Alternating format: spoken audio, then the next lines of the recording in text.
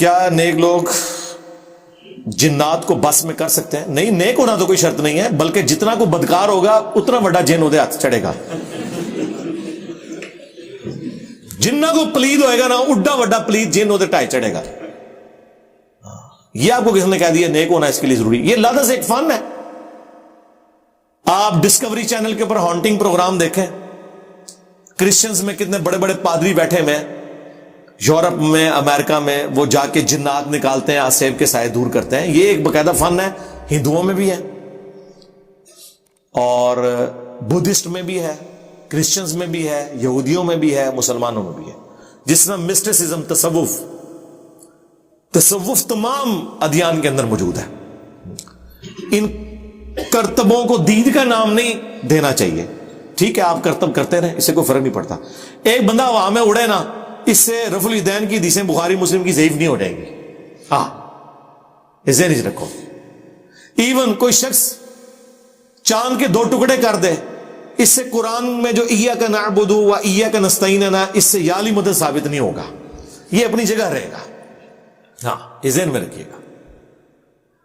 اسی لیے میں کہتا ہوں کہ آپ کے مرے ہوئے بزرگ بھی قبروں سے نکل کے کہیں نا کہ دین وہ نہیں جو کتابوں میں لکھا ہوا ہے، اور دین وہ ہے جو ہم بیان کر رہے ہیں، اور اس کا ثبوت یہ ہے کہ دیکھو ہم قبر سے نکل آئے ہیں، تو میں نہیں غائب کروں گا. لا حول ولا قوت الا باللہ. ہاں، کیونکہ یہ ہمارے ایمان کا تقاضا ہے کہ ہم ان الذین یخشون ربهم بالغیب لہم مغفرۃ واجر کبیر. اور جس کا سب سے بڑا ثبوت ہے، دجال کے خلاف جو شخص کھڑا ہوگا نا، وہ وہی ہوگا جو کہ بنو حدیث پہنچی ہے. تو جڑے بزرگوں نے مننے لوگ کہیں گے سرکار سلام،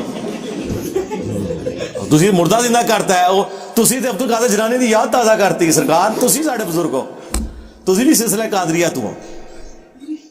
اور وہ جو سب سے بہترین مسلمان جس کے بارے میں آیا ہے بخاری مسلم میں، وہ دجال کے خلاف کھڑا ہوگا اور کہے گا تو دجال ہے، میرے نبی کی حدیث مجھے پہنچی ہے. وہ کہے گا میں تجھے قتل کر کے زندہ کروں گا. وہ 2 ٹکڑے کرے گا، ان 2 ٹکڑوں کے درمیان چلے گا اور پھر زندہ کرے گا. کہے گا دیکھ میں نے اب تجھے زندہ کر لیا، اب تو مان لے کہ میں خدا ہوں. وہ کہے گا تیرے اس عمل نے میرے ایمان میں اضافہ ہی کیا ہے، تو واقعی دجال ہے. تو وہ تو کہے گا میرے نبی کی حدیث پہنچی ہے، وہ کرتب سے متاثر نہیں ہوگا. سرکار اس طرح کے لوگ دنیا میں کہاں پائے جاتے ہیں؟ ہاں، یہ آپ نے ذرا ڈھونڈنا ہے. یہ رائے گنج شریف میں ایسے لوگ ہوتے ہیں جو کہتے ہیں کہ نبی علیہ السلام جو ہے وہ حاجی عبد الوہاب صاحب کو مل کے مشورہ دیتے تھے ادھر رائے گنج شریف میں. ہاں جی، اور وہ رائے گنج اجتماع میں آتے ہیں، اور دعوت اسلامی کے اجتماع ملتان شریف میں. اسی آپ یقین کرو لوگوں نے دس دے رہے ہیں، نہ آپ دیکھا نہ کسی دیکھے ہوئے دیکھا. ہاں، ساڑھے زیادہ کون، یہ سب کہانیاں انہوں نے چل رہی ہیں. ایک بزرگ کا بیان ہے کہ ان کے ایک جاننے والوں میں ایک بزرگ ہیں، انہوں نے یہ دیکھا ہے. تسی ڈائریکٹ جس بزرگ کا نام لے رہے ہو اسی تو انہوں نہیں مانتے یارا. ہاں، وہ جیسا بیان کر رہے ہو تو چھڑ دو. اور ہم نہیں، دوسرے بھی نہیں مانیں گے. مثلا طارق جمیل صاحب نے ٹی وی میں آگے کہا تھا کہ ابھی خبر آئی ہے کہ انگلینڈ میں ہمارے جاننے والے ہیں، انہوں نے دیکھا کہ نبی علیہ السلام خواب میں فرمایا جنید جمشید ہم تک پہنچ گیا. بریلوی تو کہتے ہیں رام موت مار گیا. منواؤ بریلویاں تو کہ جنید جمشید جڑا نبی علیہ السلام کو پہنچ گیا. وہ کہیں گے نہیں. تو سرکار جدوں آپ دوسروں کا ماننے کے لیے تیار نہیں ہے تو ہم آپ کا بھی ماننے کے لیے تیار نہیں ہے. کہ انجینئر صاحب بابوں کو نہیں مانتے اس لیے کہ سرکار آپ دوسروں کے بابوں کو نہیں مانتے،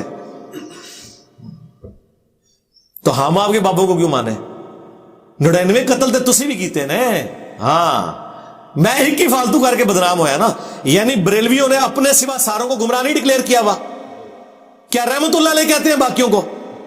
تو میں نے کون سی نئی بات کر دی ہے؟ کیا دیوبندی اپنے سوا جتنے ہیں ان کو رحمت اللہ علیہ کہتے ہیں؟ سر مرحوم کہتے ہیں.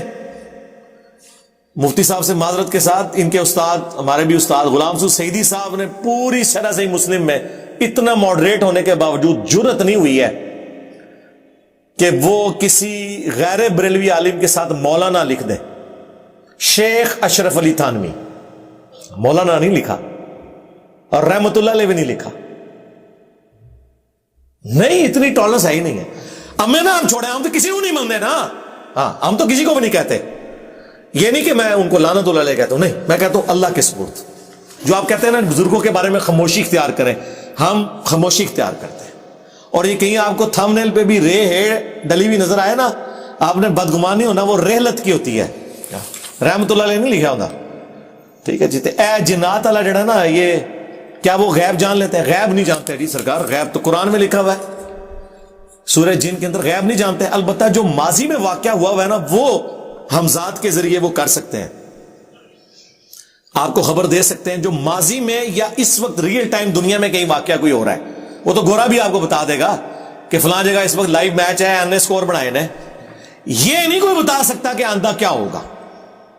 چاند ایک چیزیں ہو سکتی ہیں جو بخاری مسلم میں کہ بعض اوقات جنات اچک لیتے ہیں, ان کے اوپر اللہ تعالیٰ کی طرف سے پھر شہاب ثاقب مارے جاتے ہیں, اور پھر آ کے نجومیوں کے کان میں وہ بتاتے ہیں, وہ پھر اس میں کچھ جھوٹ ملا کے بتاتے ہیں, لیکن وہ پوری سچی خبر نہیں ہوتی.